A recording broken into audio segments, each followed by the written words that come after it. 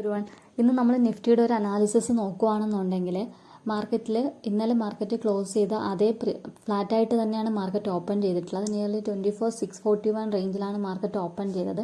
അവിടെ നിന്ന് നോക്കിക്കഴിഞ്ഞാൽ മാർക്കറ്റ് വലിയൊരു മൂവ്മെൻ്റ് ഒന്നും നടത്തിയിട്ടുണ്ടില്ല. ഇന്ന് മാർക്കറ്റ് വളരെ സൈഡ് വേസ് ആയിട്ടാണ് മൂവ് ചെയ്തത്. അതുപോലെ തന്നെ പ്രീമിയത്തിലും വലിയ മൂവ്മെൻ്റ് ഉണ്ടായിരുന്നില്ല. അപ്പോൾ ഇവിടെ നിങ്ങൾ നോക്കിയാൽ ഈ ഒരു സോണിൽ മാർക്കറ്റ് നന്നായിട്ട് റെസിസ്റ്റൻസ് എടുക്കുന്നതായിട്ട് കാണാൻ പറ്റും. ഇവിടെ നോക്കിയാൽ ഒരു inverse head and shoulder pattern form ചെയ്തിട്ടാണ് മാർക്കറ്റ് ഇപ്പം നിൽക്കുന്നത്. അപ്പോൾ ഒരു പ്രൈസ് ആക്ഷൻ വെച്ച് നോക്കുവാണെങ്കിൽ ഈ ഒരു സപ്ലൈ സോൺ ബ്രേക്ക് ചെയ്ത് കഴിഞ്ഞാൽ നമുക്ക് ഇവിടെ നിന്ന് നല്ലൊരു എൻട്രി പ്ലേസ് ചെയ്യാനുള്ള ഓപ്പർച്യൂണിറ്റി കിട്ടും.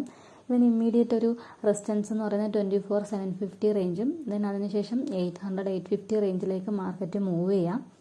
പക്ഷേ നാളെ എക്സ്പയറി ആയതുകൊണ്ട് തന്നെ മാർക്കറ്റിനൊരു സൈഡ് വേസ് മൂവ് ചെയ്യാനുള്ള ടെൻഡൻസി ഉണ്ടാവും. നമ്മൾ ഓപ്ഷൻ ചെയിൻ നോക്കിയാൽ അറിയാൻ പറ്റും. ഇവിടെ 24,700 5 lakh ഓഫ് കോൺട്രാക്ട്സും അതുപോലെ തന്നെ 24,600 3,73,000 സംതിങ് കോൺട്രാക്ട്സും നമുക്ക് കാണാൻ പറ്റും.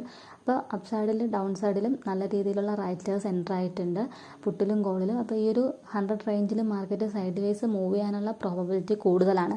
അപ്പോൾ നമ്മൾ ഇവിടുന്ന് ഒരു എക്സ്പെക്റ്റേഷൻ വെച്ചുകൊണ്ട് ബൈ എടുക്കുക എന്ന് പറയുന്നത് കുറച്ച് റിസ്ക് എൻട്രീസ് ആയിരിക്കും.